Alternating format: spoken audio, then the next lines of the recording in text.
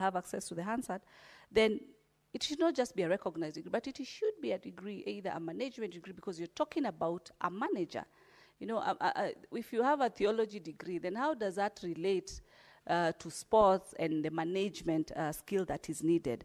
So it will be good to specify, because I've seen in a previous clause, 38C 2A, a chairperson should hold a degree from a recognized in Kenya and is knowledgeable in sports, finance, commerce, law, you know, appointed by the governor. This one specifies. So if this specification is already in place, then even in clause 3811A, that specialization should be brought out. And I think that's why when we are doing our degree level, definitely there's what you call specialization. You have to do a special institutions.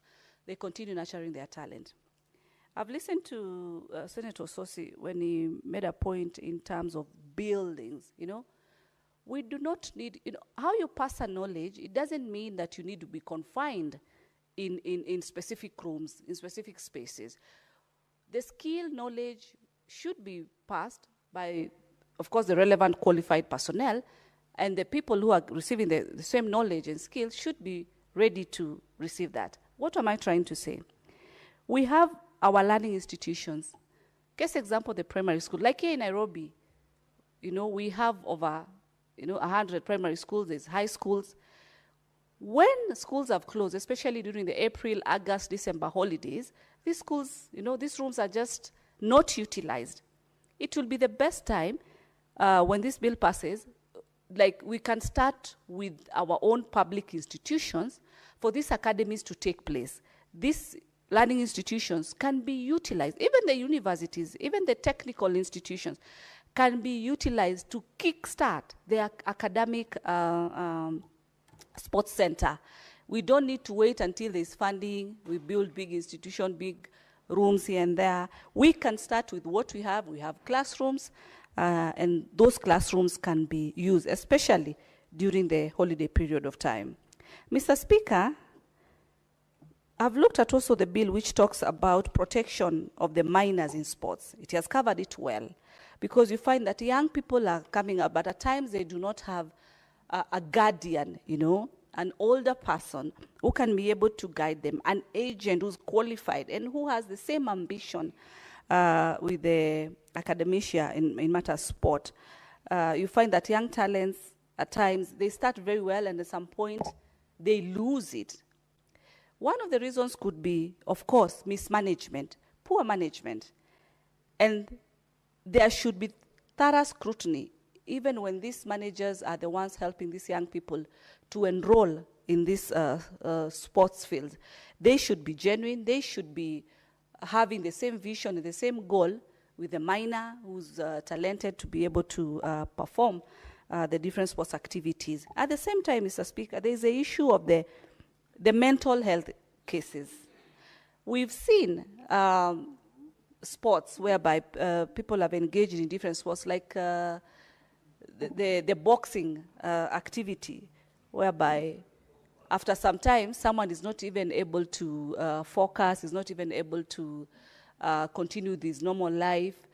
It could be because of the injuries, So the bill should also bring about the element of how, apart from the way it has covered very well, how minors should have guardians, should be protected, even when they're signing these contracts. There's a guideline. So the owners of the bill should also instill the issue of mental health cases, where we've seen some of the people started very well, and at some point they lost it. You're told that this was a champion, but you look at them after a few years down the line, either the manager misappropriated the funds, there was no correct management, and they lose it, and these are our people. So what happens with the young people who want to emulate and walk the journey? It becomes very discouraging. So mental health should be addressed in this bill, so that sports does not just end at a certain level. We've also seen poor financial management at times with the people who have excelled in sports because of probably big amounts of payment. And then after some time, they just lose it in the way. So the academy should also have a facility that offers the counseling aspect, mental health discussions, financial management discussions of our people, so that they are able to see how do they go to the next level with the right guidance, Mr. Speaker. So, all said, is a bill that I, as an academician, Mr. Speaker, I fully support, and I hope that the right people, the committee members, the managers, will put the passion as far as sports is concerned, not any other thing ahead, but should put the passion of sports so that we continue nurturing more and more talents. Thank you, Mr. Speaker. Senator Hamida Kibwana.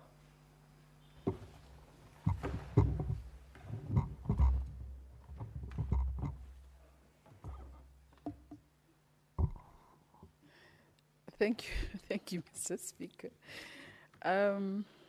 Mr. Speaker, just looking at, first I would really, I want to appreciate my two colleagues, Senator Ojenda and Senator Chimera, for this bill. It is a good one, and looking at the bill, the overview, is to amend the Act, Cap 223, by establishing County Sports Academy and providing legal protections for minors in sports. Mr. Speaker, looking at it, for example, the two, that's Section 2, key provisions and their relevance, that's County Sports Academies, Section 38A to 38M. The provision reads, mandates each county to establish at least one sports academy with structured training programs, technical staff, and linkages to local communities and international bodies. Mr. Speaker, looking at this, the issues here are many. One, like for example, rising stars from counties like Kericho or Elgeyo Marakwet often move to Nairobi for opportunities, Mr. Speaker. The problems, of course, many counties, especially in northern Kenya, lack basic sports infrastructure, talents, and remote areas remain untapped. It's really unfortunate looking at how these young people struggle, moving from one county to another, just searching for such, and looking at the rising stars. Senator Tabitha just mentioned about the old women footballers, and you can imagine their talents. I mean, so I'm asking myself, were those talents nurtured early enough, or it came, you know, with an old age? Section 2, number 2, on local management and oversight, Section 38C and 38F, Mr. Speaker, the provision that each academy is to be managed by a multi-stakeholder community with expertise in sports finance and administration. This one, the real life issue, Mr. Speaker, is that there's mismanagement of county funds that leads to failed youth programs.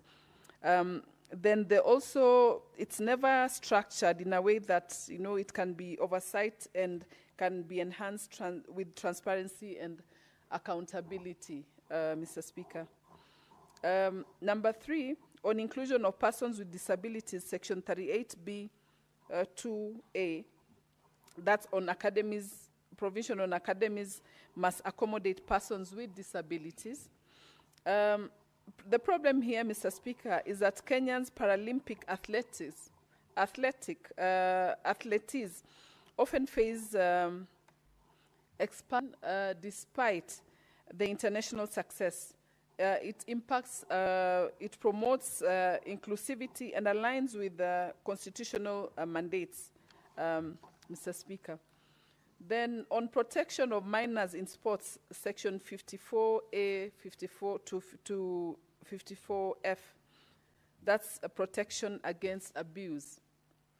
The provision is institutions must vet coaches, enforce child protection standards, and establish abuse reporting procedures.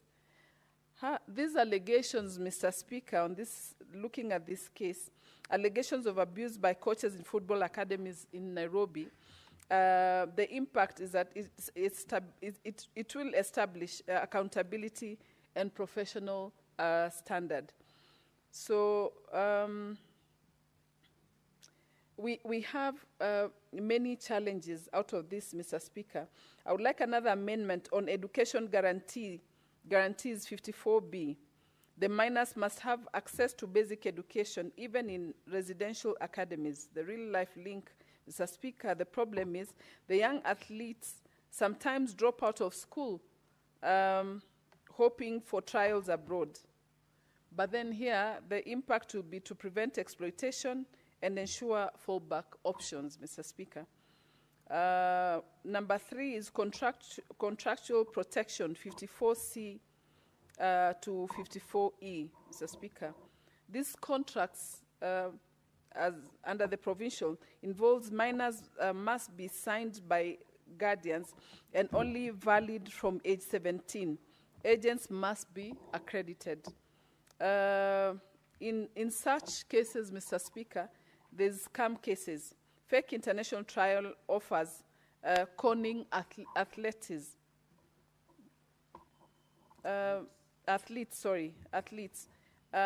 This aligns with international best practice, Mr. Speaker, the impact of it. Number 4, Section 4 on Constitution and County Linkage, Mr. Speaker. It confirms that sports and culture activities are county functions under the 4th schedule. This example, Mr. Speaker, many counties lack harmonization with national policies, and the bill provides a national structure. Now, there are many challenges that face such issues, Mr. Speaker. So, on implementation of the potential challenges to, for funding gaps, capacity issues, and oversight risks. The one, on funding gaps, the counties may lack resources, Mr. Speaker.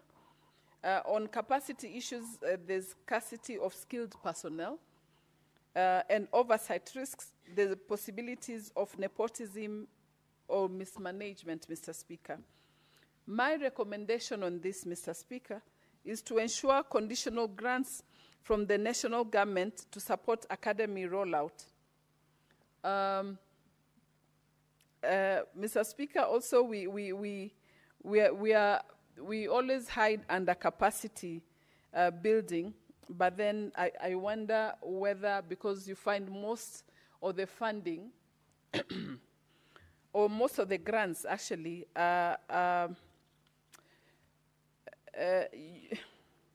are always, you know, under capacity building, whether the funding has been utilized or not utilized, but then it's all under the name of capacity building. So, but then looking at the county staff in sports management through a partnership with instructions, that is, for example, KU and Strathmore, what they do. And then establishing a monitoring and evaluation framework under the Ministry of Sports to ensure compliance. Then integrate digital scouting and performance analytics to improve talent identification, prioritizing public participation to align academy programs with youth interests. Now, Mr. Speaker, my final recommendation, because I can see Senator Eddie wants to have his share and introduce his bill, is that the recommendation is to introduce conditional national funding support to counties to set up academies quickly. Use Kenya Academy of Sports to develop a standard curriculum for coaching, and at least have academy management. To digitize scouting through mobile apps and national database, and promote public-private partnership, especially in underfunding counties. Looking at M&E, monitoring and evaluation index to assess each academy's performance, hold annual inter-county academies and talent showcases.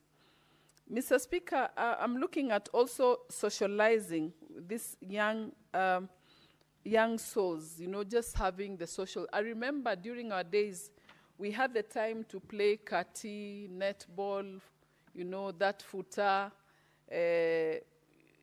tapo, so we had time to socialize.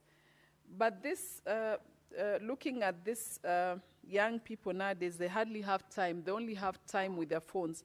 So I feel strongly that with such, we'll give them time to discover themselves. Mr. Speaker, I'm one of them who found myself in sports quite early. And I played basketball. I even found myself playing for the Kenya team basketball.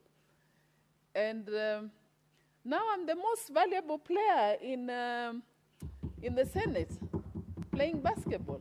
Not in the Senate, actually.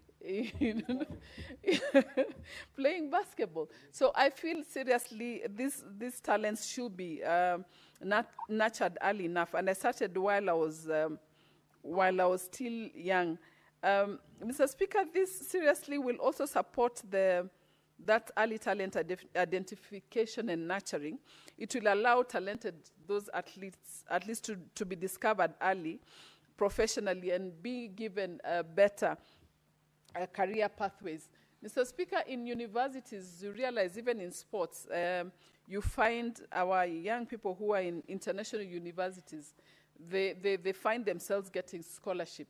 Just the other day, in fact, my daughter told me that she got a scholarship for her master's, so we don't have to pay her fees.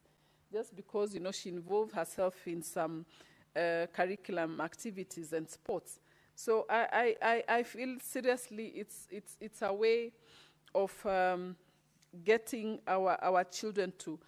In fact, even the club that I was playing for, Barclays Bank, it's managed to it created space for young people to get jobs, and so many of us were employed by Barclays Bank. So I feel that it is a good bill, and those amendments should be done as soon as possible, so that it can pave way. This amendment also, Mr. Speaker, it's also going to, the bill also, it's going to have equal access, pave way to equal access to opportunities for all counties. Even the marginalized would have formal structures.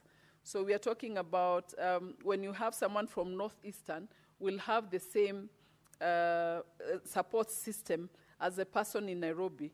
And also the structured education and dual careers, that the academies will integrate academic education with sports training, helping young athletes to develop both skills and academic qualifications, Mr. Speaker. Also, I talked about job creation. It shall definitely create local employment and economic activities for our children. Also, one of the skills is also, it's going to improve international sports, local and international sports careers for our children. We have, I think Senator Nyamu has named a few, those who started with Mathare, is it Maisa? Mathare Sports, and they were quite talented, and most of them moved to greater places. So we are going to, definitely it's going to create a stronger grassroots systems that would eventually improve Kenya's performance in a wider range of sports international for our athletes. Mr. Speaker, I think I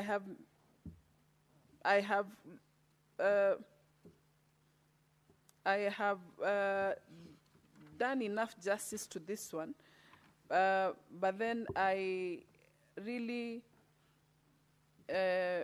would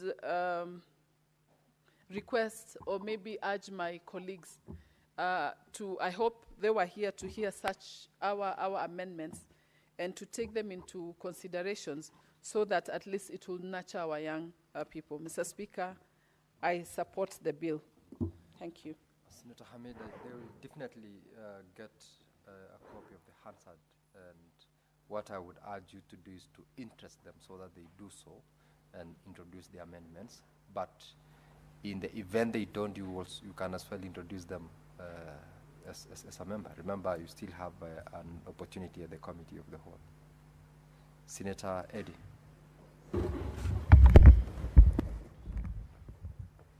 Mr. Speaker, I want to thank you for giving me this opportunity to share some thoughts on this bill.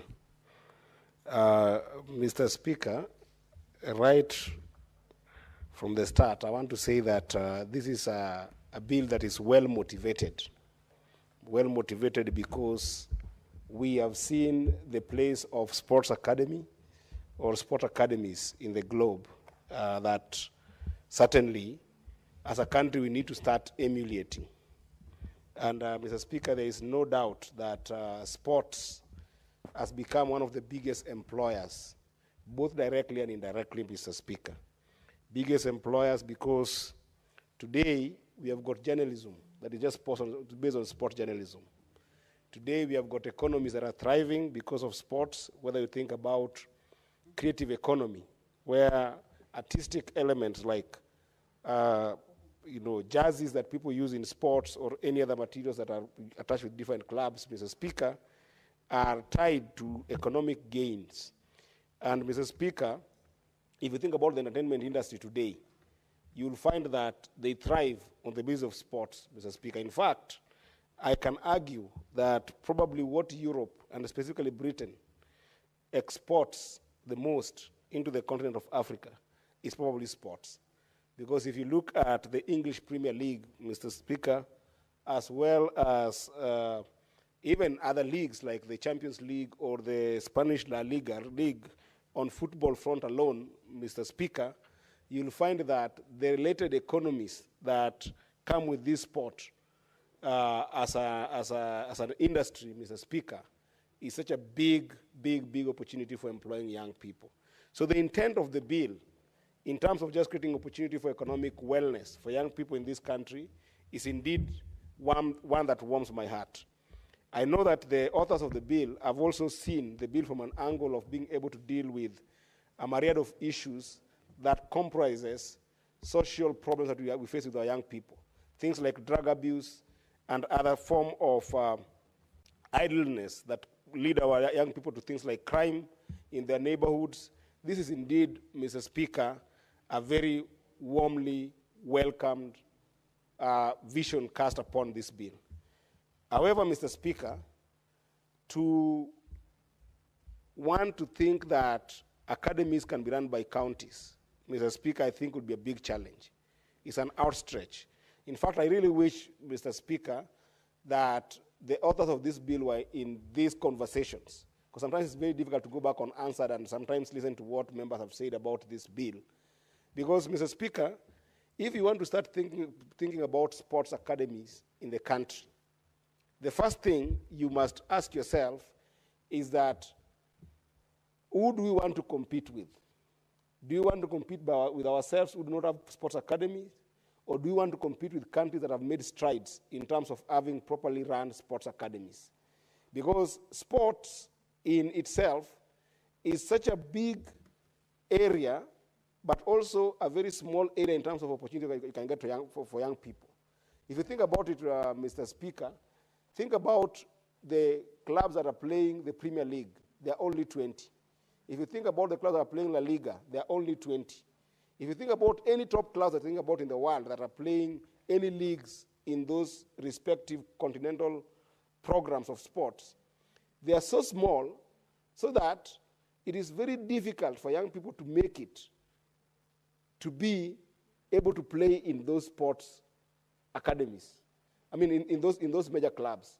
So our first understanding, Mr. Speaker, when we think about this, such a bill, must be understanding how the concept of academies are run within the excellences of sports in those particular regions that have made sports such a big economy. I think this is a critical part of structuring the bill. So that when you talk about sports academies, Mr. Speaker, then the structure of ownership must be right from onset. Which is why I wanted to say, Mr. Speaker, that the first place that I would want to have a serious amendment on is in the structure of ownership of these clubs. Because what is proposed here, Mr. Speaker, is that counties will seek to establish these sports academies, And then after establishing the sport academies, then if you look at section 36C, then it establishes something called the committee, which is run by regulation from the national government and the appointments made by the respective counties' sport committees that then are then to run these clubs. Now, Mr. Speaker, this is like building a house, starting from the wall going up, instead of starting from the foundation. The foundation of successful academies in Europe that I think that the authors of this bill are admiring, because they are seeing that the academies are doing very well in Europe, and sometimes even in the US, in other sports, and maybe other countries that have ventured into sports. Mr. Speaker, the sporting programs and sporting schemes and youth programs that are structured within what is called academies are actually attached to successful professional clubs in these different countries. So that the first element of a great sporting academy is a successful club. And that means that, Mr. Speaker, the stop gap that we must start with, and the stoppage that we must start with, Mr. Speaker, is to make sure that our clubs, for whichever sport we have, are being run properly. And Mr. Speaker, you and I know that the clubs that we have in the country, whether it's for soccer or for netball for women or for volleyball where Senator Amida thrives, those clubs cannot be run by counties. Those clubs must be run in a semi-autonomous way that appreciates the doctrines of corporate structure that allows them to thrive as academies. Which is why I wish that the authors of this particular bill could sit down with Senator Sifuna, who had authored a bill also which we discussed, I think, about a few weeks ago, that sought to make sure that counties can seclude about 1% of their budget and then invest it into a sports fund that enables the elements of clubs to thrive in our communities. Because that way, you allow for an ownership structure that makes the clubs in our communities very well run, well registered, and think about management that can make them be competitive at a global stage. Because the idea here is to build talent, not for building talent's sake and just for dealing with problems of social nature in our communities, but build talents that can compete at a global stage. Mr. Speaker, how does this look like in Europe? This is not just the idea of having the knowledge of the game that then you want the county to invest in terms of putting an academy. It's about being able to have the technical know-how of being able to make a corporate, or if I may, a commercial case for that game to be able to thrive both at our national stage and internationally. For instance, Mr. Speaker, think about it. If you want to give counties the burden of thinking through the schedule of classes for an academic curriculum, you start facing a big problem in terms of just scheduling those classes, where a young person who needs to go through a sporting academy might also be required to go through a formal schooling system. That will be a problem if the ownership structure is within counties. Think about management bookings, Mr. Speaker. When people in community organizations are playing in the different leagues that we have within our borders and without our borders, the idea of just even settling up on those bookings cannot be done by counties. If you think about just tracking attendance of students within an academy and balancing it out, cannot be done by county committees. Now, Mr. Speaker, Senator Ososia talked about the idea of financing. How do you ensure that you have got a sustainable financing platform for which you run these academies? You can't have a sustainable financing platform if you're going to depend on county government to dig deep into the small amount of money that we send them to fully finance this curriculum. So what you're going to have to face immediately in ownership structure, Mr. Speaker, is that you will have to start expecting that students do some form of payments to these academies. That form of payment, Mr. Speaker, is a progress that counties will find themselves battling, because a county is a political structure, that the payment that you will start requiring for students to pay for this will become a problem. You've seen it even in programs such as even feeding programs in Nairobi, where the portion that students need to pay start becoming a problem. So when it is owned in a private setting, but then enabled by county, by facilitating proper running of clubs, Mr. Speaker, then you'll have some form of subsidies that then go into these private academies that are thriving in counties because their clubs are being run properly.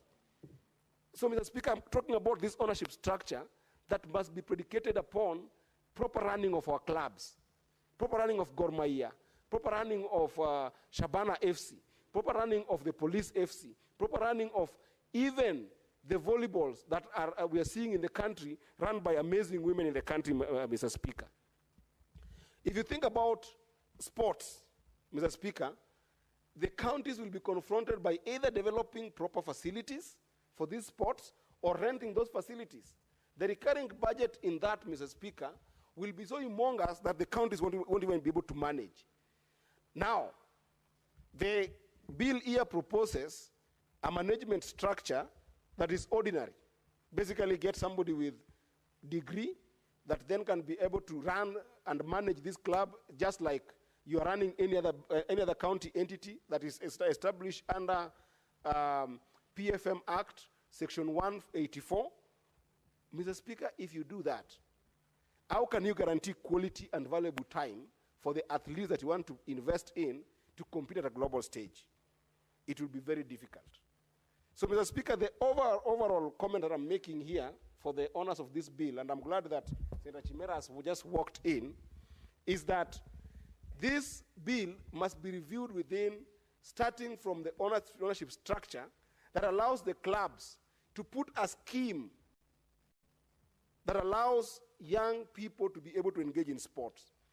Why this is very important for us, Mr. Speaker, and we have seen it thriving in other places, is because by clubs owning the structure of academies, number one, they will be very clear in terms of their mission and vision. You see, the bill says that there will be a requirement for every single county government to establish at least one sports academy. But how do you vision that? How do you mission that? For instance, if you come from Migori County, where I come from, we have got very many young women who are very good at netball. Equally, we have got very, very good young men who are very good at what I would call volleyball. And yet, we still have very, very, very good young people who are good at soccer. So how do you vision a county being able to put up a soccer structure at the expense of a netball structure? But if you allow netball to be a club by itself, very well run, but supported by county in terms of resources that are given by the county in some subsidized form, then you will have a netball structure that has got a clear vision, a netball club that has got a clear vision, same to a soccer club that has got a clear vision. And you can still have an athletic club that has got a very clear vision and mission that then builds a very competitive team, Mr. Speaker. Because if you look at the team that has been proposed here in terms of management, and I hope that Senator Chimera will look for me so that we sit down and look at what is the minimum viable option of running this sports academy. Mr. Speaker, if you end up just renting an employee to run this or manage these committees, the problem is sport runs on what we call passion. So that a variety of management are actually coaches. They are coaches not just for the technical bit of the sport, but also the mental understanding of these athletes when they are working on developing their talent. So the technical aspect that is required in sporting might not necessarily be the degree that is prescribed here, might not be necessarily the qualification that is prescribed here, but it is the connection, the technical connection, the passion, the valuable time that somebody has spent in sport that allows them be able to connect at the same level with these athletes. And that enables the proper crafting of a compelling curriculum, Mr. Speaker, for what then constitutes that sports academy. Because a sporting academy will not have a typical curriculum like a normal education system. It will require a curriculum based on the technical understanding of this management that you have. And then, Mr. Speaker, what my friends who carried this bill have also talked about, that I think is lacking here, that needs some amendment, is investing in safety. Because a sports person, when they get even a single injury, if they don't get proper treatment, and you've seen me here, Senator Chimera, of course through the speaker, you've seen that when I got into clutches, that by just getting an ACL problem, I was on clutches for almost 12 months, and I'm not even competitive as a professional. I'm not a professional player. So think about safety when these injuries come about. The investment is humongous. That is why ownership structure must go back to clubs, where you can put facilities in terms of resources, you can ensure that there's quality facilities, and even technological know-how. Today, if you go and look at how Arsenal plays, or Manchester plays, or any other team plays, they even have things that monitor their heart rates, their performance on the field, the way they can dash, their endurance in the field. These all are technologies that can make you be possibly even start making waves in the sporting area. And Mr. Speaker, with that, then you are investing on overall health and wellness of an athlete that can make you be competitive in terms of fostering a more collaborative and community that athletes feel respected about and have values. In fact, when athletes don't feel respected in a space where sometimes this county structure might put them in, or feel valued, their morale is always down and they can't compete at a global stage. So think about it from that ownership structure, the authors. We can work on some amendment that allows us to think about that ownership structure, but I certainly feel very, very, very strongly that the ownership of academies must be structured within our clubs, and the county structure that can support that should support in terms of capacity building of those clubs, so that even the marketing element, Mr. Speaker, can be able to be buoyed, because we're not only thinking about having our athletes being in these academies, but also inviting people from outside who might have the same talent, as we are seeing that you'll see Mariga leaving Kenya and going to play for Inter Milan in Italy, and meeting other people from Cameroon, from Zambia, from different places in the continent, Mr. Speaker. And with that kind of diversity pool that is natural in a corporate setting, then you build a proper competing academy.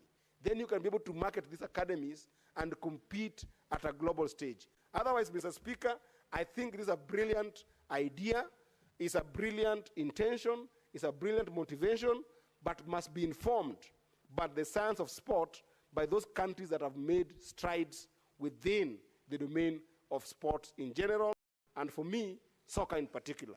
I think, yes, I support, but with overly well-drafted amendments that can be able to augment the ownership structure. I thank you, Mr. Speaker.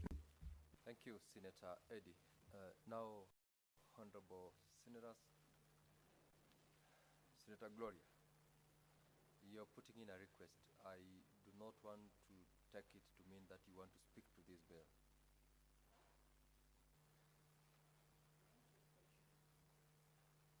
Proceed.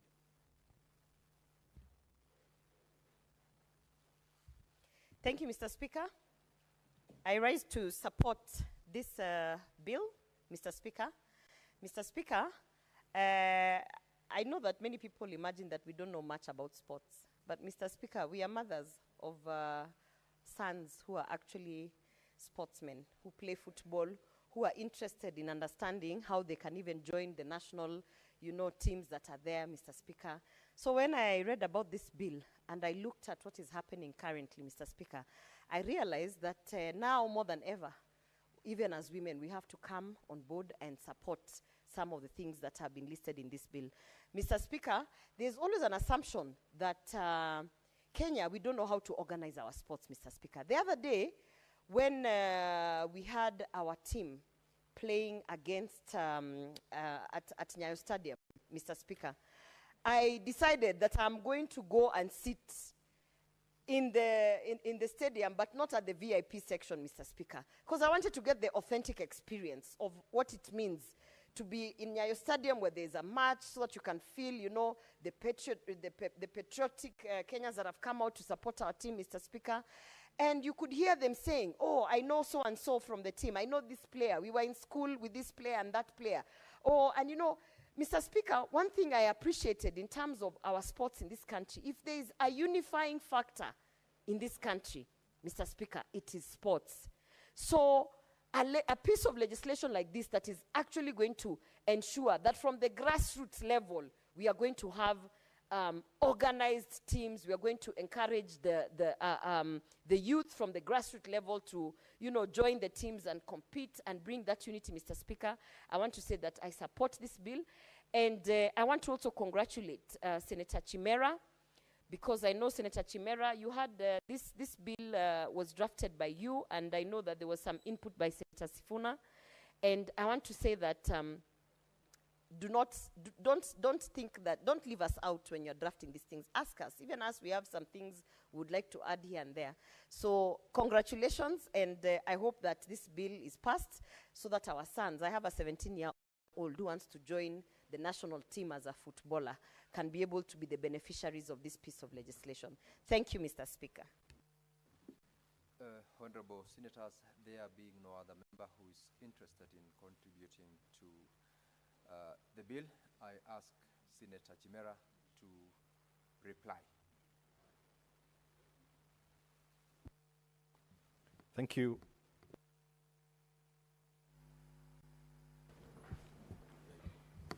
Thank you, Honorable Speaker. Mr. Speaker, I wish to reply. Let me first begin by appreciating Senator Professor Tom Ojienda for his very invaluable contribution as to the drafting of this bill, Mr. Speaker. And I just spoke to him while I got back here, just to inform him that I don't think he's had a chance to contribute to this bill. But having been my law lecturer, he has assured me that he has full confidence in my ability to prosecute this bill. And as such, I really want to really appreciate and thank Senator Professor Tom Ojienda. Thank you to the senators who have spoken to this bill, Senator Mungatana, Senator Osotsi, Senator Tabitha Mutinda, Senator Karen Nyamu, Senator Hamida, Senator Eddie Okech, Senator William Kisang, and my very good friend, Senator Gloria Oroba. I actually didn't imagine Senator Oroba would be interested in matters of sports until she confirmed to us that, and I know the son, of course, having met him, I think it was in Addis Ababa, the young man looks very sporty. And I'm happy to say that he has a mother that has an interest in matters of sports.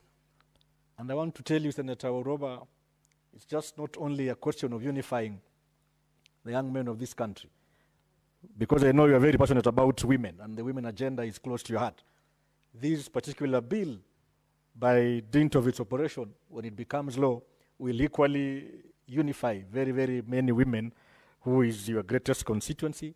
And I would wish to urge you to join us in making sure that this bill sees the light of the day. Mr. Speaker, let me also congratulate and speak much about the bill as proposed by Senator Edwin Sifuna. Because the said bill by Sifuna, Mr. Speaker, speaks to Section 38M of this bill as to the funding of the county academies, Mr. Speaker. And I had a chance to contribute to the bill as framed by Senator Sifuna on the need to making sure that our county sports associations have necessary funding so that individual clubs in those associations can be able to benefit from funding from government, so that they are able to meet their regular weekly budgetary requirements, so that they can travel from as far as, for instance, their clubs in Kwale County. We have a club called SS Assad that is participating in a nationwide league, Mr. Speaker. And from time to time, this club, either they call me or they call my colleague leaders seeking for assistance every week, Mr. Speaker, so that they can travel to as far as Migori, as far as Kisii, to participate in the Super League nationally. Yet they are cash-strapped, they have no funding, and even as we seek to entrench the culture of academies in our country, Mr. Speaker, we must guarantee funding to these clubs. And I want to thank Senator Eddie Okech, and for information, my brother, I was on Thika Road and I was following the discourse from this house because I knew perhaps I'd be forced to reply. So I took it upon myself to listen in to the conversations. And I want to thank you for your very enriching contributions, Senator Eddie Okech. I'll be very frank, we had not thought along the lines of the modern football academies as they happen in London, in Spain, in Germany, and these, modern countries. We actually thought of just drafting a law that would secure the place of an academy in our local areas so that we have a chance and a platform within which the young, sport-talented men and women of this country can have a place to go and showcase their talent, a place that is readily available, a place that has facilities, has the necessary technical expertise in form of coaches, and much more important, Mr. Speaker, a place that has a chance for scouts to come and scout for football talent, for sports talent. The idea, Senator Eddie, is just guaranteeing a place whereby instead of waiting for what is known as the Senator Alan Chesang Super Cup, for instance, or Senator Mungatana Super Cup, for instance, where, in my view, is just a way of politicizing sports instead of speaking to the real talent and opportunities in sports and in the sporting world. But I thank you, Senator Eddie, that you have construed this bill to be speaking about running a football academy that is a club. We had not seen through that particular line of thought, and I want to assure you, we'll start from somewhere, and that somewhere is by the very nature of this bill. And I thank you because I have seen a very good line of amendments to pursue, but in the interest of time, Senator Eddie, and allow me, we proceed as it is, and then I know because laws are not made in finality. You will have a chance and opportunity to probably push forth through this amendment, but we want to seek to achieve in the meantime. And perhaps for information, you've seen government through the sports ministry, led by my able governor emeritus, the Honorable Salim Galamvuria. They have gone ahead and they are already launching sports academies countrywide.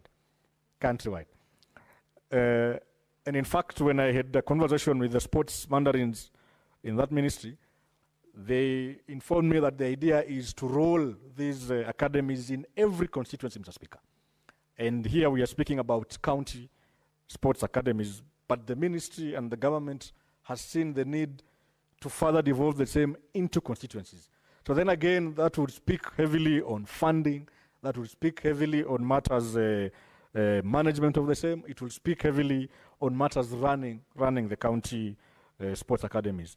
Otherwise, I really wish to take this opportunity to thank everyone who's contributed to this bill. We do not take your contributions for granted. I know they speak towards enriching this particular bill, and it is my sincere hope and believe and trust that as a House, we will be able to consider those very wonderful and amazing amendments so that we make this particular law very proactive and very aggressive in nature, and much more important, Mr. Speaker, very easy and efficient and lean in matters implementing the same. We just don't want to legislate on laws that become problematic in matters implementing, especially when we are strained as county governments, because I understand a governor would be torn between pushing in funds for roads maintenance, pushing in funds for running their bursary programs, Mr. Speaker. And I'm happy in the morning we had a very robust discussion and a motion on the whole issue on harmonizing bursaries, Mr. Speaker. And maybe perhaps I would want to take this chance to remind those of us who are in leadership and running such programs that, number one, the Senate is not opposed to you running scholarship opportunities and bursary programs. And number two, Senator Chimera in person is not opposed to these bursaries because it is what is available in the meantime. So I know you will be torn between pushing in funding to pay school fees, funding to buy. Mr. Speaker, I don't know, Senator Eddy seems to have a burning issue, but maybe I can finish. Senator Eddy, allow Senator Chimera to conclude on his reply. You will have your time. Thank you, Mr. Speaker. I just wanted to let the COG know that it is a balance. That when you receive funding from the Exchequer, it is a huge balance between how you put in those funds and how the citizens want the funds to be applied. It is wrong for certain leaders, Mr. Speaker, to try and purport that the Senate is against certain programs, or individual senators are against certain programs. And you know, it is foolish, Mr. Speaker, for a leader to ever imagine that we would be against what they are doing in their respective counties, Mr. Speaker. We firmly understand we send money to the counties, and because the whole hallmark of government expenditure, especially matters county financing and expenditure, are premised on this public participation principle. If the people so decide that they want to set aside a certain allocation to run a certain program, be it road maintenance, be it healthcare, be it bursaries, we have no business as senators. I have no business as Raphael Chimera Mwinzagu, senator from Kwale County, to say I am opposed to that particular idea. I want to make it clear and let it go on record that I support what governors are doing. I support governors running bursary programs. I support governor running programs in agriculture, the FLOCA programs that you run, climate change and resilient projects that you run. We support them because the people of Kwale, the people of these many other counties have actually put their voice towards making sure these funds are expended in that particular manner. So for somebody to try and say we are against because there is a conversation, Mr. Speaker, on making sure that perhaps there is free education to everyone, I don't think it is right. And I also want to say, when this bill becomes law, do not feel strained that Senator Chimera and Senator Ojienda brought forth a law that then again strains your resources to be able to manage these academies. I am happy that Senator Sifuna has given that cure, that now there'll be a percentage, 1% from the shareable revenue that goes towards making sure that these monies are available for our county sporting activities. I know they would say, why are you burdening us with more duties, more roles, especially more financial burden? Because these academies must have a committee as proposed in section 38C on the management of the same counties, academies, Mr. Speaker, and that these committees will be drawing allowances. These academies would want maintenance, and of course it is a strain in terms of their budget. But then again, we are saying, let the young men and women of this country also be able to have an opportunity to showcase their sporting talent. I know we can always raise finances. We would be willing. And I know people like Senator Karen Nyamu here and Senator Gloria Uroba have very good networks towards making sure we attract donor funding, we attract donations and gifts, you know, and support in terms of financial support to these clubs in Nairobi County and Kisii County and other counties, Mr. Speaker. So I don't think why the conversation would largely be touching on how best do we finance our academies. Otherwise, I want to also take this opportunity, Mr. Speaker, to thank the government for really, you know, jumping over the gun and going a step ahead by implementing what we are proposing to be law. And I'm happy that for the first time in this great nation, there will be a legal framework that allows and governs how sporting activities are regulated, are run. I know Senator Eddy equally has an amendment again on matter sports as well, and I'm really looking forward towards contributing to your bill as well. And I thank you, my brother, for those very kind words. I mean, I didn't expect the same from you, knowing you very well, Mr. Speaker. Mr. Speaker, as I finish, and pursuant to Standing Order 66, 3, I request that the putting of the question be deferred to a later date. With those many remarks, I thank you, Mr. Speaker. Senator Chimera, putting of the question on this particular bill is deferred to the next sitting of the House. Before we call out the next order, while you are replying, Senator Chimera, you made a comment to the effect that you came in with the mindset that you would be forced to reply to this particular bill. I'm sure it was not intentional to that extent, because it's part of process. So nobody would have in any way forced you, the chair nor any other person, but you have replied because it's part of the process of processing the legislation. Now, clerk, let's call the next order.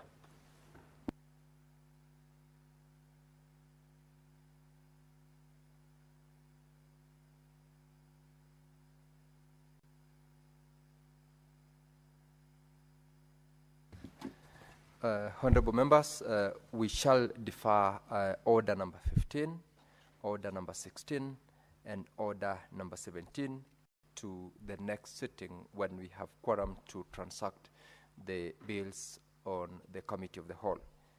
Call order number 16, clerk. Order number 18, the Creative Economy Support Bill, Senate Bills number 30 of 2024, second reading. I call upon Senator Eddy to move this particular bill.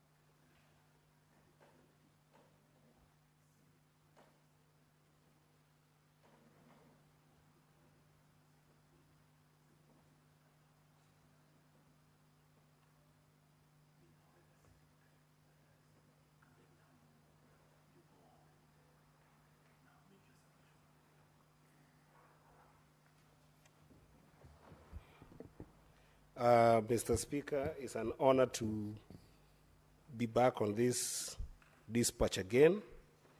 And through your honor, Mr. Speaker, I beg to move that the Creative Economy Bill, the Creative Economy Support Bill, Senate Bills number 30 of 2024, be now read a second time.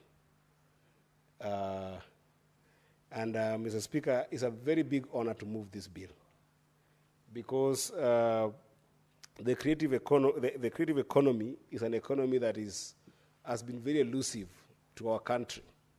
It's one of the economies that is greatly misunderstood, and yet has got the biggest opportunities for our youth, as far as I am concerned, Mr. Speaker. Indeed, the needs of the persons in the creative economy have traditionally been taken aback in terms of priorities of the state. If you think about it, just in terms of even the structure of the state support that has been there.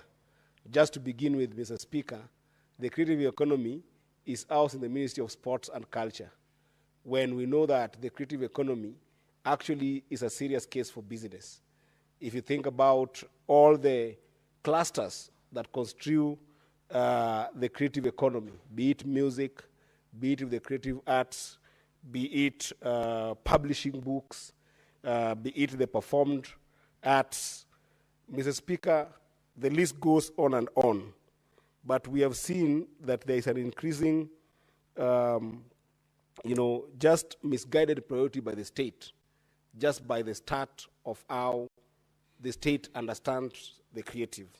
Therefore, this is a bill, Mr. Speaker, that seeks to have us think about the creative economy as a place to leverage not just the human creativity that makes it a question for culture, or a question for entertainment, or a question for decorative elements or facets in different economies that we have in the country, but a place for innovation and a place for ideation that can actually be able to contribute to economic development.